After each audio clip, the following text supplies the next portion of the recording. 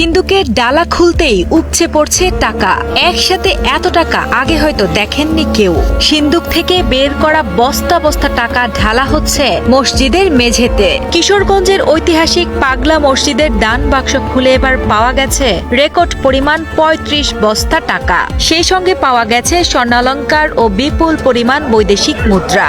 এছাড়াও রয়েছে হাঁস, মুরগি ও ছাগল। এত টাকা অন্য জায়গায় আমরা দেখেও নাই, এই জন্য সাধারণত এটা আমাদের আনন্দের বিষয়, একটা উৎসব বিষয় হয়ে ওঠে। ৩ মাস ২৭ দিন পর ২৭ ডিসেম্বর সকালে ঐতিহাসিক পাগলা মসজিদের ১৩টি দান বাক্স খোলা হয়। চলছে গণনা। তবে মসজিদ পরিচালনা কমিটি সূত্রে জানা যায়, অতীতের সকল দান মিলিয়ে বর্তমানে পাগলা মসজিদের ব্যাংক অ্যাকাউন্টে মোট ১০৪ কোটি টাকা জমা রয়েছে। ২৫০ ছাত্র আসছে এই টাকা করার কাজে। আসলে আমাদের এটা ভালোই লাগতেছে। আমি এসেছি ঢাকা থেকে। আসলে এখানে আসার পিছনে অনেকগুলো উদ্দেশ্যই রয়েছে। আমার বাবা অনেকদিন যাবত অসুস্থ, আমার বাবার ক্যান্সার, তো আমার বাবার সুস্থতা কামনা করার জন্য এখানে এসেছি।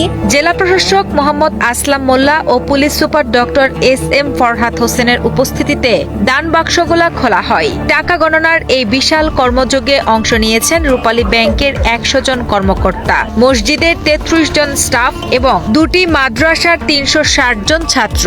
পুরো প্রক্রিয়াটি অতিরিক্ত জেলা ম্যাজিস্ট্রেট মোহাম্মদ এরশাদুল আহমেদের তত্ত্বাবধানে পরিচালিত হচ্ছে। এর আগে গত ৩০ আগস্ট ৩২ বস্তা টাকা থেকে ১২,৯,৩৭,২২০ টাকা পাওয়া গিয়েছিল।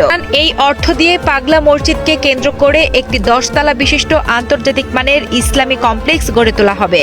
সেখানে এতিমদের আবাসন ও পড়াশোনা, সমৃদ্ধ পাঠাগার এবং আইটি সেকশন সহ আধুনিক সব সুযোগ সুবিধা থাকবে। উল্লেখ্য, মনের বিশ্বাস আর স্বপ্ন পূরণের আশায় দেশের বিভিন্ন প্রান্ত থেকে আসা সাধারণ মানুষ কিশোরগঞ্জের ঐতিহাসিক পাগলা মসজিদে দান করে থাকেন।